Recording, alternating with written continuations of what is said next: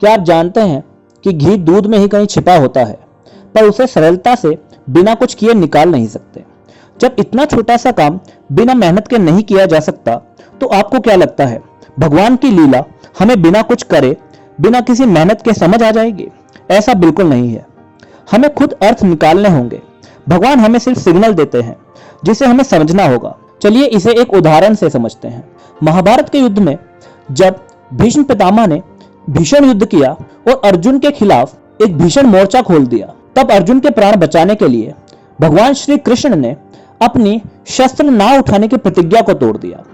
अब कुछ लोग कहेंगे कि भीष्म पितामह ने कृष्ण जी की प्रतिज्ञा को तोड़वा दिया, या फिर भीष्म पितामह इतने ताकतवर थे कि उन्होंने भगवान श्री कृष्ण की प्रतिज्ञा को तोड़वा दिया। पर असली मैसेज यह है कि भगवान ने हमें सीधा मैसेज दिया कि भाई बात सुनो, अगर बात मेरे फॉलोअर्स की आएगी और अगर उन पे कोई आंच आएगी तो मैं अपनी प्रतिज्ञा तोड़ दूंगा, पर अपने भक्त को जरूर बचाऊंगा। This is the clear message.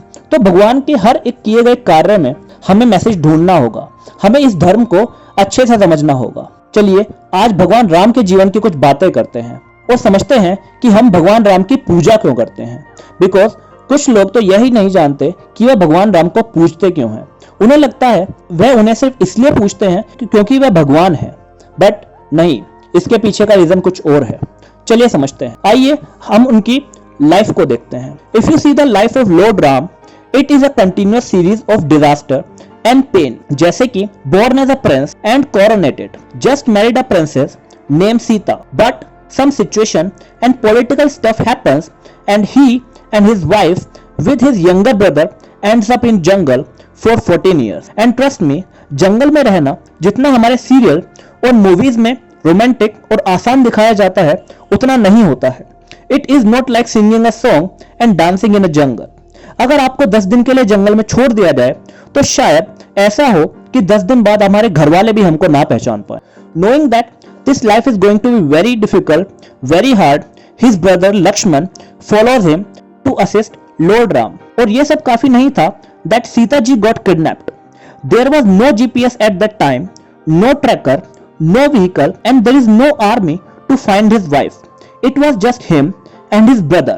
But because his wife means a lot to him, he walks all the way to Sri Lanka, building an army with the help of monkeys, and crossed the ocean and burned a beautiful city, killed thousands of people to save his wife, and goes home. Now the wife is pregnant, and it was very important for a king to have a son, क्योंकि वही तो आगे का राज्य संभालेगा।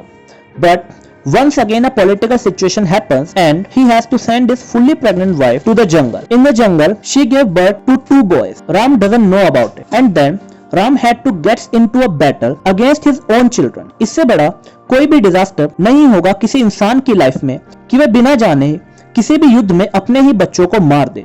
And it almost happened with Ram. उन्होंने almost love और कुछ को मार ही दिया था, पर किस्मत से ही सही, पर ऐसा नहीं हुआ। And then सीता माता died without ever meeting Ram again. Now you tell me, is this a successful life? No, it is not a successful life. पर फिर भी हम रामचंद्र जी की पूजा करते हैं। क्यों? अब कुछ लोग कहेंगे कि वो भगवान थे, but why do we worship a failure like this? Let me tell you why. Because no matter what happens, what disaster happens in the life of Ram, Bhagwan Ram never became angry and never became hateful. He never lost his temper. He never lost his balance. He maintained his balance in every disaster of his life. He never gave up any of his ethics and values with which he lived. यही सार है रामायण का और यही सार है रामचंद्र जी की जिंदगी का कि लाइफ हमें कितना भी डिजास्टर दे, कुछ भी हमें दे, लाइफ में कैसी भी मुसीबतें आए, but he never loses his temper. इनमें से कोई एक दिक्कत भी अगर हमारी जिंदगी में आ जाए, हम लोग पागल हो जाएंगे, हम लोग अपना टेम्पर लूज करेंगे, एंग्री हो जाएंगे, हेटफुल हो जाएंगे और पता नहीं कैसा ही इंसान बन जाएंगे। But Lord Ram didn't do any of this, और इन क्वालिटीज की वजह से ही हमारा सर उनके दरबार में खुद पे खुद झुक जाता है।